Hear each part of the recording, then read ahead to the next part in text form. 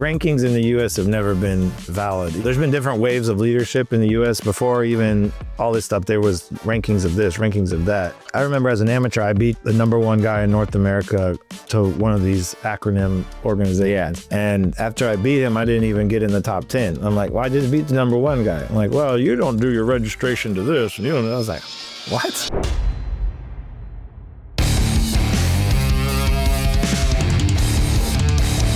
Today, I have here at Deep Studios in Scottsdale, Arizona, I have a special guest that's with us today, former pro fighter, did Muay Thai, pro boxing, published a book, gym owner, former president of USA Muay Thai, now coaching on it and stuff too. A lot of experience. Stoked to have me here in the office. We got Mr. Michael Corley. Thanks for having me, man. Of course, yeah.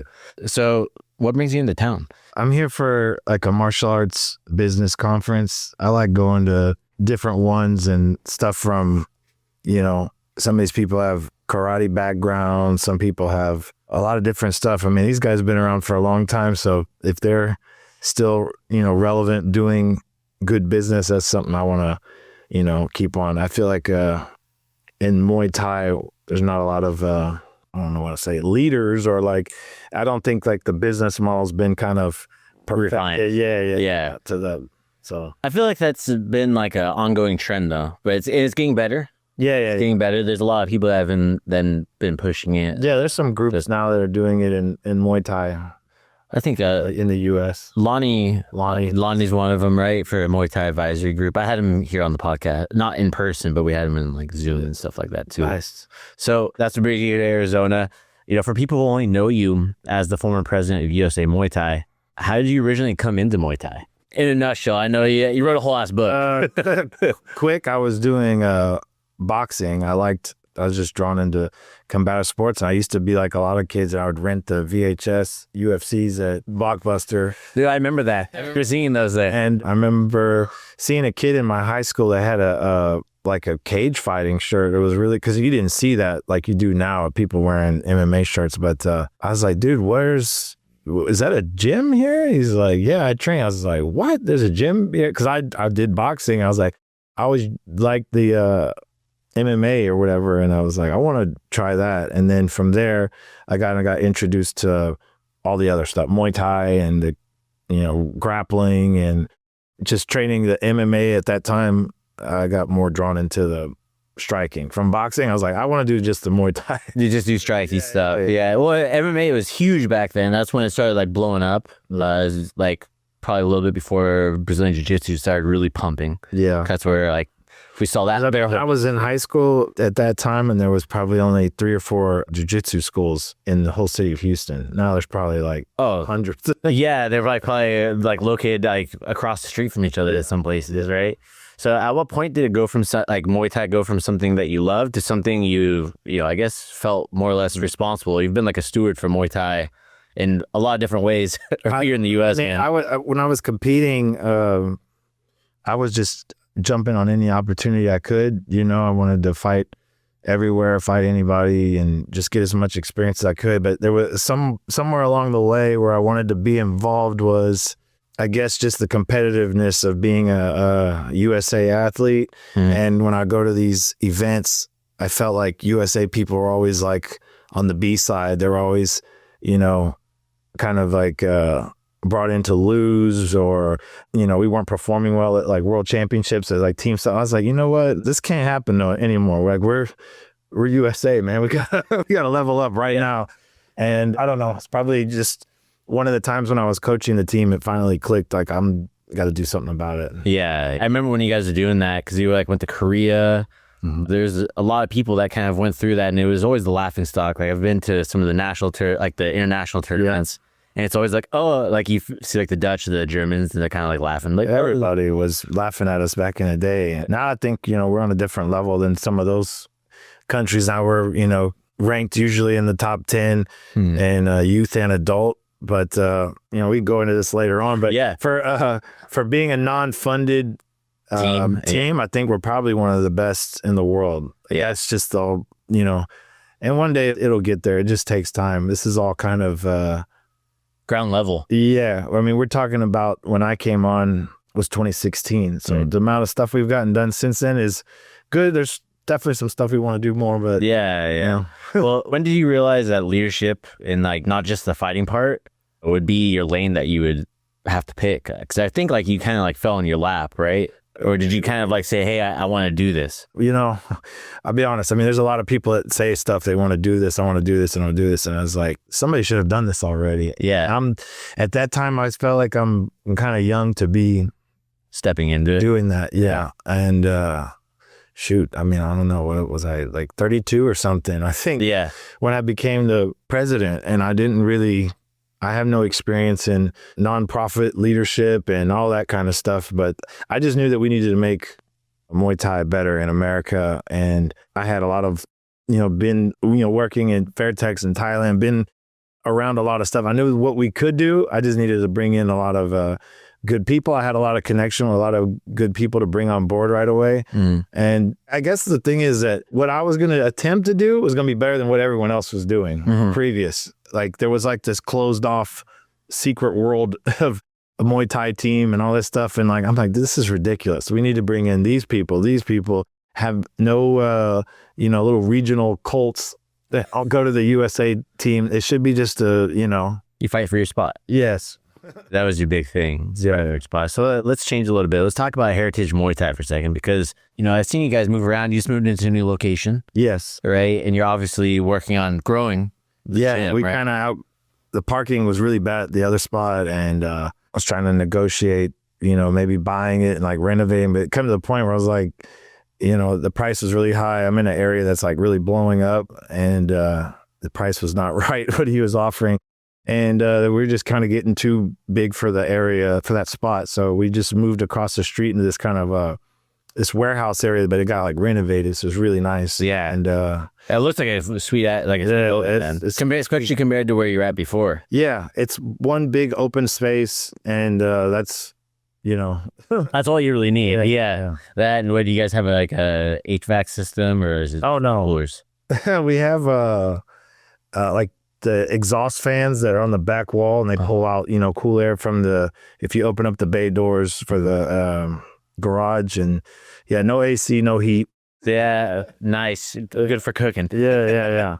So I know you guys were in a couple different locations and stuff. Did you have a gym before you stepped into USA Muay Thai?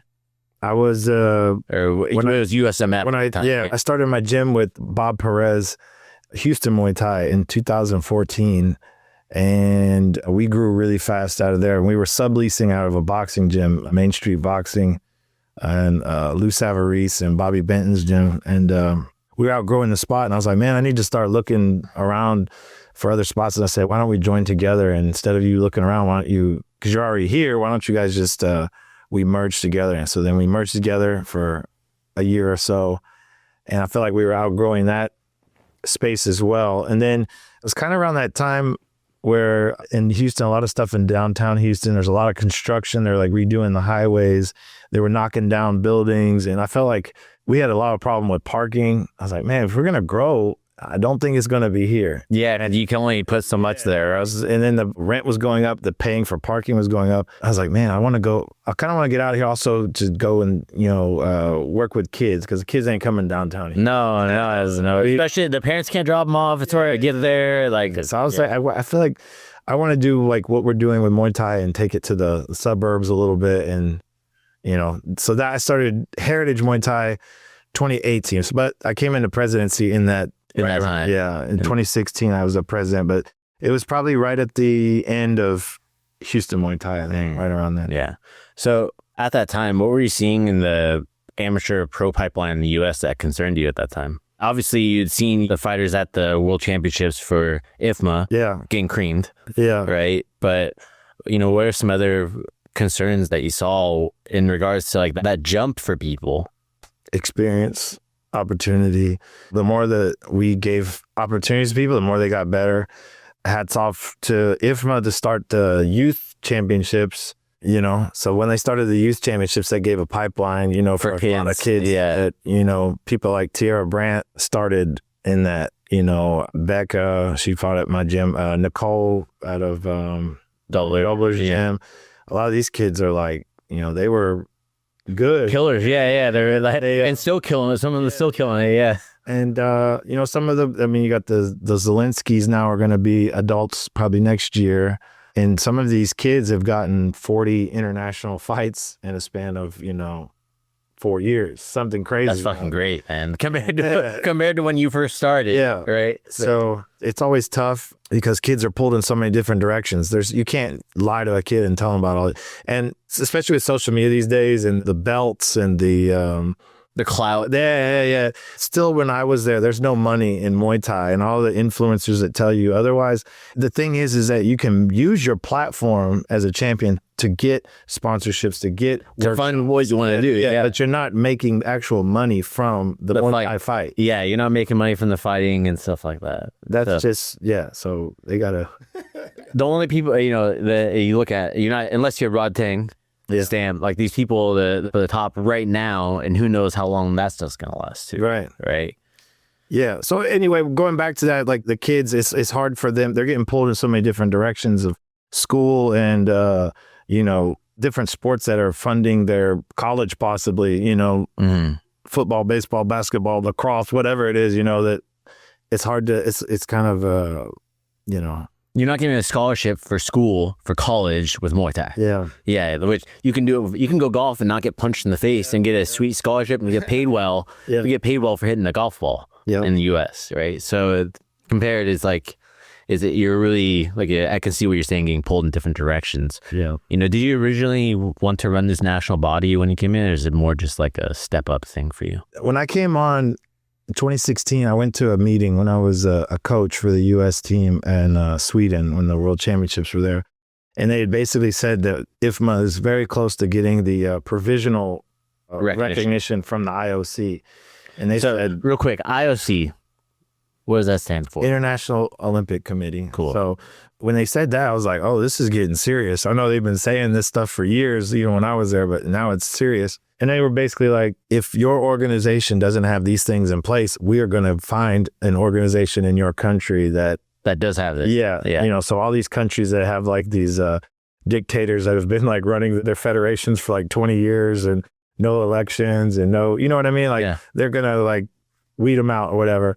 And then I'm like, at that point, when I went to the meeting, there was a bunch of other stuff, like a checklist. And I was like, does USA Muay Thai, or at that time USMF, have this? No. Does it have this? Does it? I was like, oh my God. Like, we need to change this. What's going on here? So then when I went back, there was all these things that needed to do, like, make it a nonprofit. It wasn't formed as a nonprofit. Oh, USMF wasn't originally? Yeah, to change it. I did that. I'll start with, okay. And because before it was Anthony Lynn that was running it, right? Yes. And then it was like vacant. There was no president for a while. Yeah, he had appointed some people. Yeah, I mean, there wasn't much going on. I remember it was just like a dead spot where. And I remember there would be like email chains with some, good coaches and whatnot. Like, hey, who wants to do the tournament this year? I'm like, this is not how a team should be formed. They were sending out emails. Yes, they're sending out emails for invites for. There was like, I would look on the emails. I was like, oh, that guy's a good coach. That guy's a good guy. That guy's good. I'm like, who's that guy? I'm like, yeah.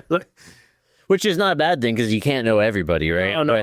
You want to have a platform for them so that way it should be open. Yeah. And then we ended up having to do that for the first few years of me being president. Was, we had a selection committee from East Coast, West Coast, Midwest, all these different representatives, and people had to meet a criteria. After going to the World Championships so much, there's a criteria, and it's like you're not going to be the exception to the rule with your 6-5 record. I'm going over. The guy has 80 fights, minimum. You're going to go beat Superbond. Yeah, good luck, bro. They're literally, like Superbond, for those that don't know, these tournaments, even though that's part of the structural thing that we deal with here in the U.S. is the designation of amateur and pro, and that line in between here legally with a lot of the boxing commissions and stuff. Yeah, the tournament is an amateur format. It's padded and everything because, some of the divisions you may have like 6 fights in a week or so. And obviously you couldn't do that without, you couldn't do like a pro style with that. But, like the Thai national team has had everyone, Judson Clyde, Superbond, Yotin, Lemna Munlek. Yeah. You name it. Anybody that's like a star has probably been on the team before. And that's like you could just show up and you end up fighting. Yeah. Hey, guess who you're fighting today? You're fighting, Pet Morcott. Shit. Yeah. Like you're like, wait, the same one? Yeah, shit. Okay. But for anybody that's listening too that might not understand or maybe they're new to the sport, I'll give you an American equivalent. You got, Johnny Bag of Donuts from that just played high school basketball, and he's going to go be playing against Michael Jordan. So that's literally what it is. And you're like, oh shit, I'm going to get fucking creamed. But you're getting hit. You're getting kicked, kneed, elbowed, punched. Yeah. So going into, what were some of the non-negotiables, I guess, that were going into, USMF at the time, USA Muay Thai, besides training to nonprofit? What were some of the non-negotiables for you? Do you remember? Well, I mean, it's just we had to start being a legit organization. If we're trying to be on this Olympic pathway, we couldn't have, coaches, board members, people being, bad representations of the sport, not just the sport, just in general as a person. We got to bring in good people. We can't have people going on social media rants. Can't have people, fighting referees and referees fighting coaches or whatever, basically creating a full-on organization top to bottom, with the, ethics, having a code of conduct, all that stuff that the International Federation has, but putting that in a USA Muay Thai, like in a short span that we had, it was pretty challenging, So it's also commissions, it's like you need to have a medical commission, you have a judge and referee commission, you need to have all these things in place, and was like, do it now. I'm like, we do. We got to do it now. So what was some resistance you might have faced at that time internally when you tried to professionalize things like this? And maybe just some people had been burned in the past from the organization. They were kind of reluctant to get involved. A lot of the thing was people weren't educated of what IFMA was in the tournaments and whatnot. Like they had no idea there could be fighting professionals. They could be fighting Artem Levin. They could be fighting, all these different. The Shevchenkos were in there for years. A while, a long time.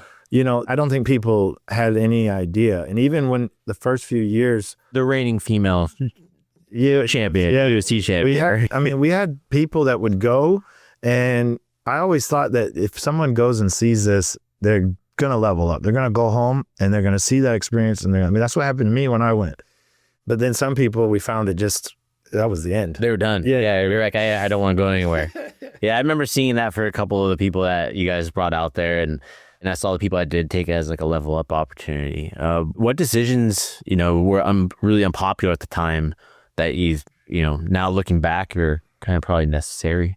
Wow. So I'm sure you had to make a lot of hard decisions, man. I mean, from the beginning, I thought that at the beginning we're gonna have to do selection of team, all that kind of stuff. But then I felt like, well, there's all these tournaments in the U.S., but then some of the tournaments do things that are not in line with this, and then some tournaments do this. So it was like in 2018, we had every organization on a call, and we were all like, why don't we try to... This is a legendary call, by the way. Yeah, well, there was a couple, and one was semi-good, and then it ended bad. Then the next one, I don't think it even got like 10 minutes later, then two people were out, and I was like, oh my God. But anyway, we tried, we bring up all these people, and there was like this sense of, listen, here, this is where the sport's going. It's going to get bigger. We want to have the national team represented well, and everybody has their own national team, whatnot, but this is the most competitive, highest level tournament. There's no question. That's not up for debate. Like, I won't even... Just look at the names, and then look at the names that are competing here. Look at the funding that's behind the teams here. Look at there's no funding there. So not to say those things, they have their place. I know what you're saying. You gotta go and get experience before you go into this. So I think all those things are great. But the point being is that if you're having a tournament, man, my stomach's, my God, having it. Gotta eat, bro. It's early morning here for y'all that don't know. Yeah, I know. It was 8:41 and drinking coffee. Yeah. So then I'm like, this tournament wants to do this. This tournament wants to do that. I'm like, man, it was so difficult that I said, man, why do you want to do it? Like, you're the only tournament that wants to do it like this. Why do you guys want to do this? And like, at the end of the day, to make everybody come together, somebody would have to give up something that they didn't want to give up. Somebody would have to do something they didn't want to do. And at the end of the whole thing, nothing got accomplished. And at that time, I was like, well, what if we did a ring at this tournament doing it this way, and then a ring at that tournament doing it this way. And, it was like people were getting upset with that. And I was like, well, You know, I think we did something where we did a regional, you know, this is a qualifier points here at this tournament. And then there's a qualifier points at this tournament. And people would get upset. I was like, you know what? One thing I learned about leadership, even at your school or anything, is that no matter what decision you make, somebody's not going to be. Yeah, and you can't make everybody happy. Just do it. You have to make it's an unpopular decision, but then, you know, just to rewind a little bit, you said that nothing came of it. I think something did come of it, though. Yeah. Yeah, because, you know, you learned what was probably possible now, what might take time, because some of these guys who were involved in this stuff were fucking dinosaurs. All right, which is fine. No offense to them. Without them, we wouldn't be where we're at, right? But there's a lot of people who are stuck in their ways. That's normal when it comes into anything like this. Like they felt like an innate sense of. Usually, some of the things like when I got to work with we did the ABC whatever commission. Yeah, we did the rules or something. And some people that are like you said, the dinosaurs or whatever. Some of them they bring good stuff. Yeah, you learn. They know they've worked with commissions for so long that they know what's going to pass and not pass, and so everybody's got something they could bring. But let the Muay Thai people do the Muay Thai. We're going to... Well, so ABC is the Association of Boxing Commissions. For anybody that's listening internationally, we've talked about it here on the podcast. It's the legal structures, the boxing commissions of each state. Not every state has one. Certain states don't. They don't give two shits about Muay Thai. But the bigger states where there's usually a lot of activity, there's typically going to be a boxing commission you have to deal with. They take advisement from ABC. They don't necessarily follow it in step. But when they look to start doing stuff, they'll usually talk to them, right? Yeah. I mean, some just say defer to the ABC rules. Yes. And, you know, it's better than what they used to be. Oh, 100%. But there's still stuff that I don't necessarily agree with. Let's paint it out here. Muay Thai shouldn't be more than 5 rounds. No. It's not Muay Thai at that point. Hey, you can include Muay Thai striking and stuff like that, but you can't call it Muay Thai. For me, it comes from the Sports Authority of Thailand. Yeah, that's, I think that's a non-negotiable. Yeah, but some people who they think of that and it ends up inside of the rules and great stuff. For like they can call it whatever they want. Yeah, striking with Muay Thai, super striking series or whatever. Yeah, just don't call it anything to do with Muay Thai. Yeah, you could say we have Muay Thai fighters that are it's Muay Thai. Now I'm wearing Thai trunks too, but don't that's not Muay Thai. Yeah, so that's a big thing where it comes into being a steward of the sport. Spending time in Thailand and like having these relationships with these people that were building the sport back in Thailand, right? Yeah. That were allowing you to kind of step up into that.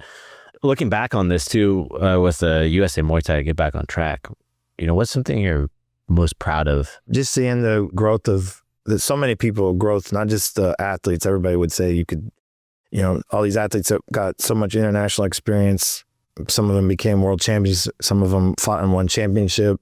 Became, you know, Janet Todd fought a lot with USA Muay Thai. Became a champion. Jackie Bunton, she didn't spend much time. She did like a Pan American. Now they're fighting one championship, right? Yeah, I think one of the top fighters currently, American, Jaleel Barnes. He did stuff with us. It's just good experience, and I love to see these guys flourish in what their goals are to be professional champions or just to win it, if not. Yeah, I mean, right. Aaron Ortiz, I think he's the most decorated adult male, that stuff, but also coaches, you know, seeing a coach go from, you know, maybe a regional level coach to a national level coach to an international level coach. I think one of the things I haven't touched on yet is officials. We got a lot of officials that got to get international experience and training through our platform, and now they're, you know, flourishing and doing well and now teaching others. And that's what the whole thing of martial arts is about, is plant the seed. Yeah, you learning, and, you know, and just like, you know, just the one thing like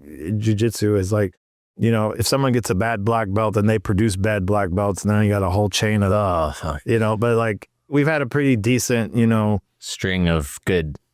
Yeah, pretty good, you know, and so, yeah, the most proud thing is, you know, obviously we went from being a joke to being a contender, winning the World Games best team. That was the best moment ever in the 22, being the best team at the World Games, but just continually being like a competitive country now without funding, and seeing that we have good officials, we have good coaches, we have good better understanding of rules. And yeah, we've been doing, you know, courses and whatnot for a long time, and then it's not a one-man operation or a one-coach operation. There's a team of coaches that are like at this level. There's a team of officials that are at this level, and then like there's a pipeline for you to get to that level. Yeah. Well, you know, at a certain point, USA Muay Thai actually experienced a little a major. I wouldn't say major.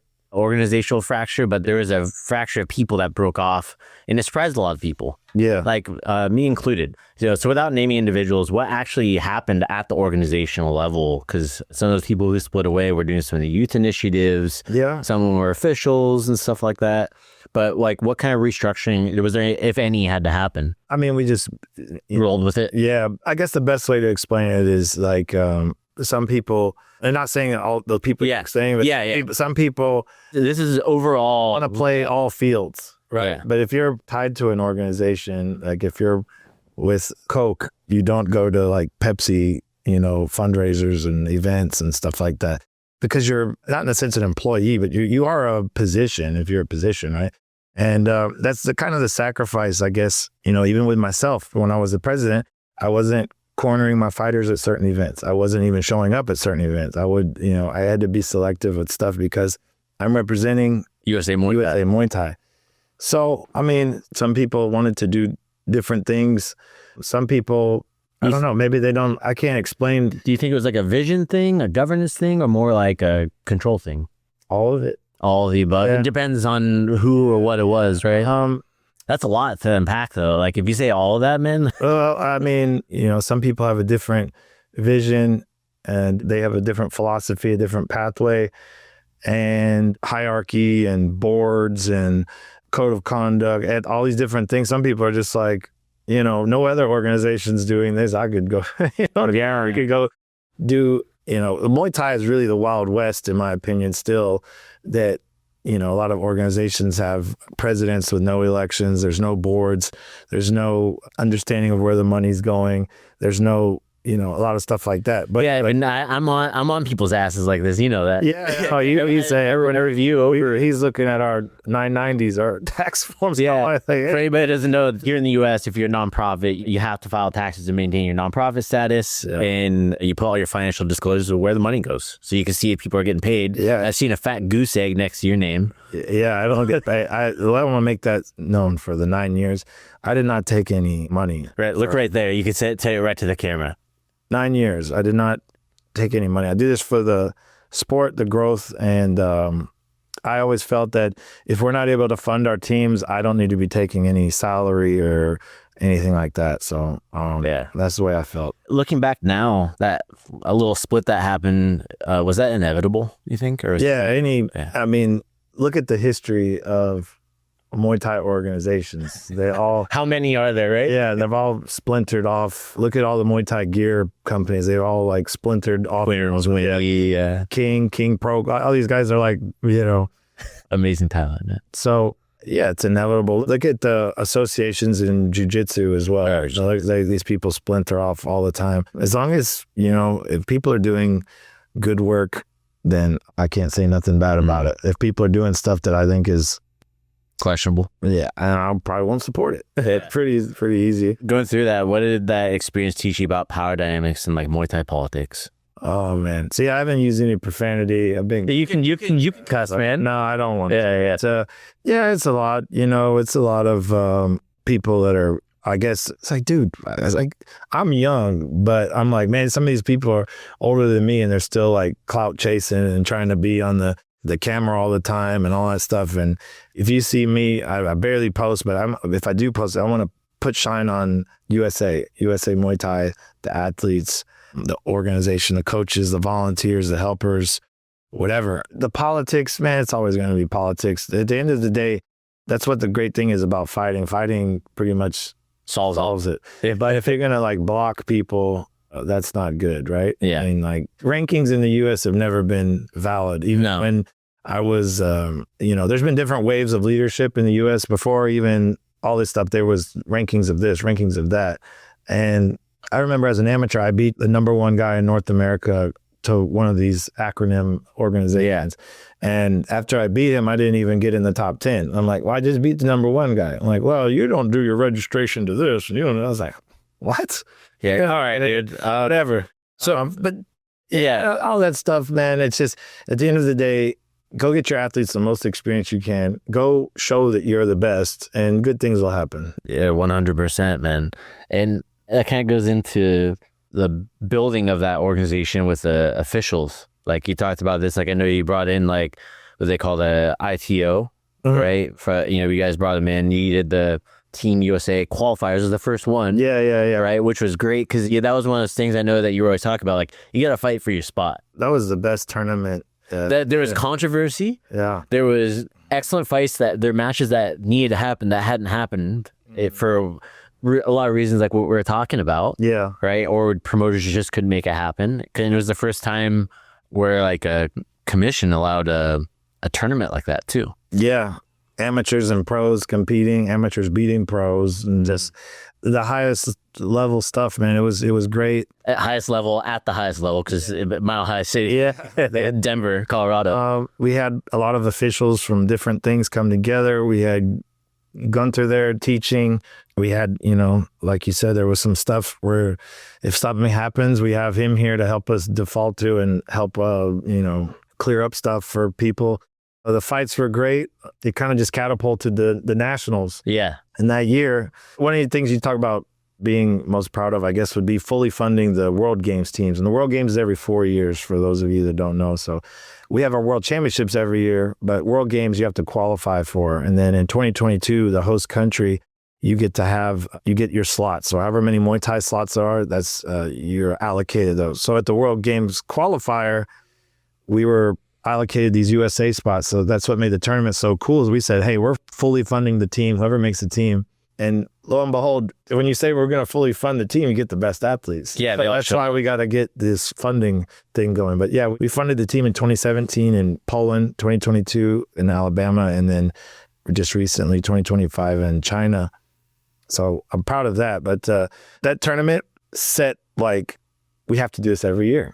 Bring the best officials. We spend more money on officials than anyone, and we have not the biggest tournament, but we spend money because when I go to a tournament, I don't want no one people bitching about it. Yeah. Also, you want to be able to yell at them too. And then I think, what year was it? We've brought Tanong, the chairman of the stadium, one of the best. Look at all the old fights. He's the referee. He's the ref. Or you see him at the head judge. He is the dude, man. He is so good. And we've had him for now, this will be the third year. And it's like, there's other stuff out there, but when you come, if I'm not involved with USA Muay Thai, I'm going to that tournament. Yeah, because it's like, it's one of those things that I'm talking with my team about coming out there back east for it too. Because I'm like, hey, like, diversify your experience, because you can get into these world tournaments where you're going to get that experience that you're not going to get really anywhere else, especially as an American. Yeah. Speaking of officials, I know as you guys went through this U.S. Olympic Committee compliance stuff, I know there was an announcement around officials exclusivity or you have to work with. So I think that was kind of also going back to that whole, when some people left and whatnot. We had, at first, this is all new to us. We've gotten announcements that, like, hey, we're trying to get into the United States Olympic Committee. Yeah. And then we're still navigating all the things that we needed to do to be in there. Yeah, to be recognized for them to give you that authority. And we basically had, made an announcement that, if you're an official that works in these events, that, you might be, if you could, please give us notice that you're working in these events, right? Yeah. And I think it was we probably didn't announce it. I'm not going to say that I never made mistakes is a thing, but I think we probably didn't deliver that message as clear. It was mostly for people that were of position and people that were doing courses, right? Yeah. People that have like a title or a position or a certain... Within the organization, yeah. Yeah, it only makes sense. It's like going back to the Coke and Pepsi thing. It's like if you work and coach and deliver stuff for USA Muay Thai, and then you're going and doing this event where, some guy's wearing basketball shorts and people are getting knocked out and there's no EMTs and stuff. You know what I'm saying? Like, we have to like uphold the highest standard if we're trying to get into the U.S. Olympic Committee. So, yeah, I would say that was a mistake of what we say, because at the end of the day, officials are independent. Yeah. They need to be it, because there's not enough opportunity, obviously, as a Muay Thai ref. If you have opportunity, you got to go. But if you're a positioned person, that's what we were trying to say. Yeah. And I think that's where some of it came off. Like, for me, I had questions about it. So I hit you guys up. I'm like, hey, what's this? And you explained this to me. Right. And I was like, oh, yeah, that makes sense. Like, I understood. But I wanted to get that message out there, because I don't think that message has ever actually been officially closed. So let's consider that loop closed for anybody out there on that. But for me personally, I wanted to close that loop because I talked to a lot of officials. As far as, when there was like some people splintering off, I'd say in the last 2 or 3 years, most of the officials and everybody, we're all good. Mm-hmm. Everybody's come back and work. At the end of the day, they know that I invest into the officials. We pay a lot and take care of them. We pay for the travel, put them in hotel, pay them their day fee, pay them food, pay them food, give them. Yeah. I mean, we take care of the officials at our tournaments. Yeah, but you guys brought me out to like Indiana. Yeah. Like you guys treated me well. I mean, even though we had the disappointment burgers from Wendy. Yeah. Okay. And then, but going back to that, it's like, that could open up a whole nother podcast if I want. But, when we sanction events and this is a national title, well, we don't get the local team to do it. It's a national title. We need representation from West Coast. We need East Coast. We need Midwest. We need the guys that are not partial to this, partial to that. I mean, and we spent money on that. Yeah. You brought in officials from everywhere for a national tournament, and you probably lost money on it. Just nod the head and smile, Corley. Yeah. Just nod the head and smile. Yeah. So, 8 years is a long time to invest in something like that, man. Because you turned out, right? 9 years. Added a year because of COVID. Okay. The whole organization added on a year basically because of COVID. Or they stretched the elections with IFMA, so we just pushed ours, I think, as well. So what's harder, building something or letting it go and stepping to the side, let someone else take over? Oh, that's tough. Building was probably tough because, I mean, I put your own time, money. I missed a lot of people's weddings. I missed funerals, a lot of stuff. Yeah, missed out on a lot of stuff. You have to think the IFMA stuff when I go to it is 2 weeks pretty much, and I went to 2 a year pretty much. Kids. Yeah, you're there. I mean, you're there for a month essentially. Yeah, and then I'm at different other tournaments too, Pan Am tournaments and all the different stuff going and doing. If we're sanctioning something or if we're doing a workshop for officials, and I'm doing all this out of my own. So it's a lot when you invest all that stuff. And to finally see it close, it's, but I'll still be involved because wherever the best is, that's where I'm going to be. I love it, man. So with American Muay Thai, do you feel it's actually winning right now, or are we still lying to ourselves? I'm throwing all the questions at you. In the professional sense, no. We've made some strides. I have a thing, I think Damian Trainer posted something about it. He's kind of has the same take as I do, is that now is the time for us to make a statement, because I think the level of Muay Thai has significantly dropped.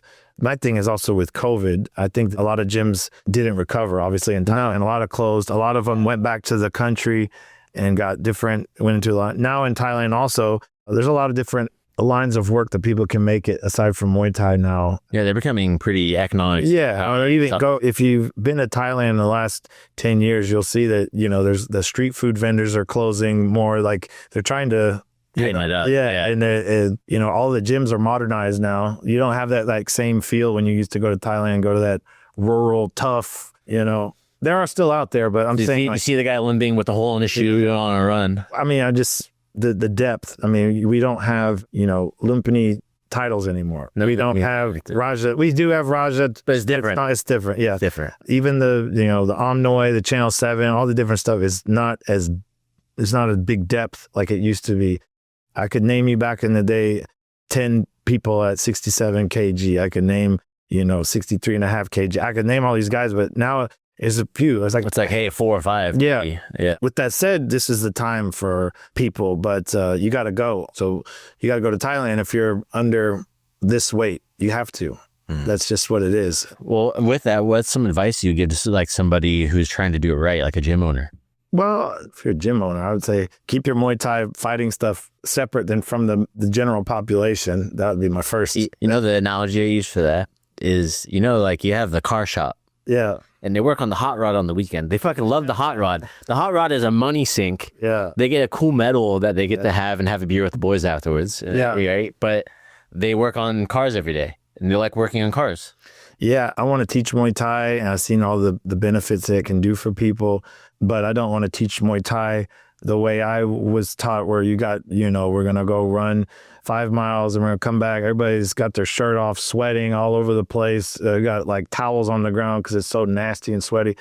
No, And my fighter training is different than the. Oh yeah. But like, if I would say to a gym owner that wants to build people is to give them as much quality experience as they can. There's so much stuff out there now, so much mat Muay Thai. There's so many names, so many different ones. And you got to look at who's there, who's running it. Do you recognize any of the officials? Are you paying all this money and only sparring once or something? You know what I mean? Like, are you getting something from it? And, the next level, maybe if it's a well-managed like inner club or smoker, getting that. Then getting as much amateur experience as you can. You're going to have to spend money. Every sport, amateur sport, you spend money on. Traveling baseball teams. I was on a traveling baseball. It's not cheap. We spent a lot of money when I was a kid on that. Thank you, Mom and Dad. But all that stuff it costs money. So you got to take the kids. You got to take them to tournaments, all this stuff, and get as much experience as you can. At some point, when you become like an open class, A class, 20 plus fights, then you're going to start hitting stuff where it's more difficult. Mm-hmm. Especially girls, we had people from the West Coast. We had Danny Brandt's daughter. We had Becca, and we used to have to go and do shows in Thailand. You guys go to Chiang Mai? Yeah. Taking trips to Chiang Mai and all that stuff. But get as much experience as you can, and then save your money. You're going to have to go and pay to get this experience. Yes. So if people remember one thing about your time in Muay Thai leadership, what do you hope it is? That from 2016 to 2025, the level of Muay Thai in America significantly raised. Second that motion. Yeah. I hope. I mean, I feel like, I don't know, there's some quote from 1984 of like who's in power, like changes the history. And I'm like, rewrites the history. Yeah. Whoever wins rewrites the history. Yeah. And I'm like, right now, there's like so many people just prying to try to be this thing. And I'm starting to see people post this stuff. That's not true. That's not true about how, like the pathway of where we are right now. And I'm like, that's not what happened. That's not what happened. No, I've talked about this here a few times as well, just in general, because I've seen it a lot too. I'm like, and people will tell this to me. I'm like, did they forget that I was there? Yeah.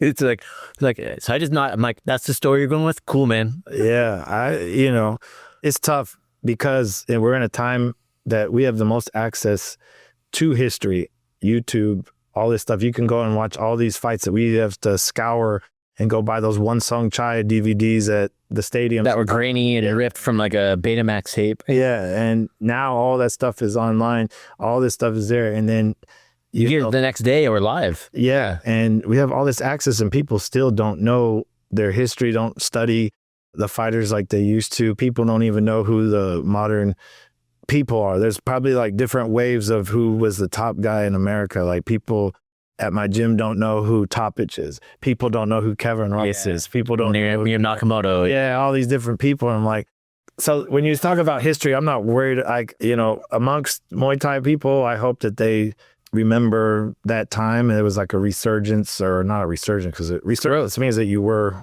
something at one time. We were nothing. It's just a growth. We just grew at that time.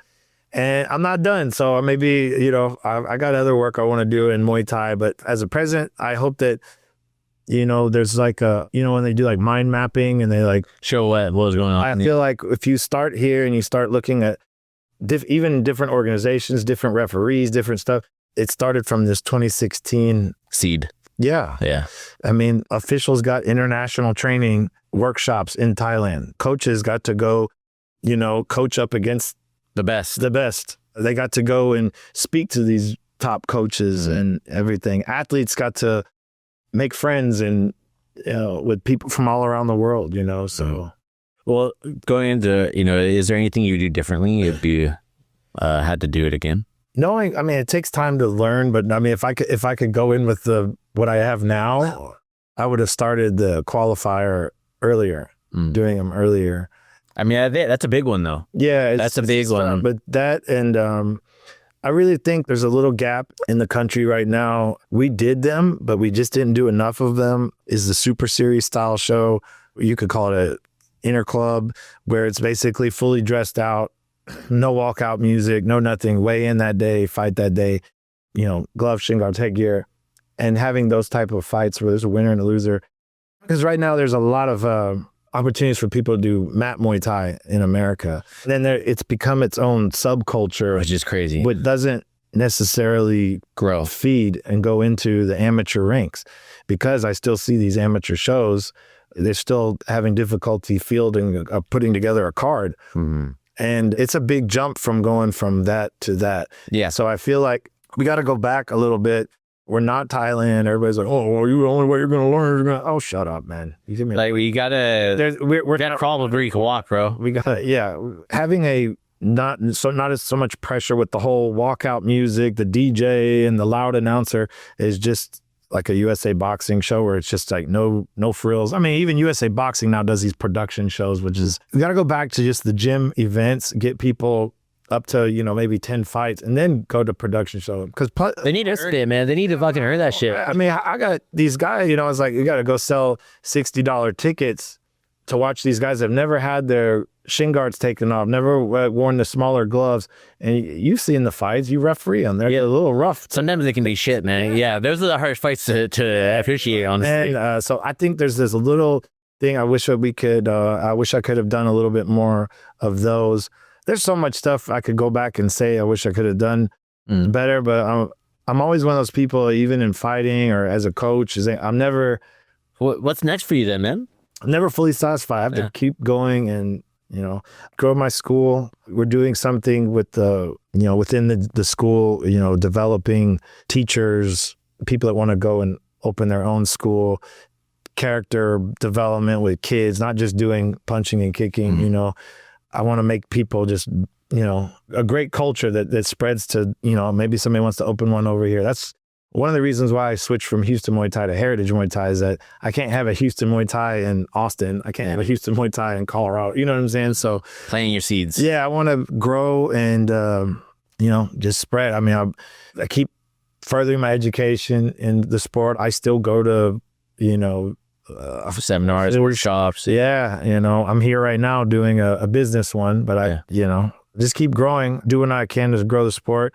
Now I do got to do some stuff for myself personally now. I did do 9 years of no salary, missing a lot of weddings and doing a lot of stuff. So I got to do some of my own personal stuff now, but Are you married?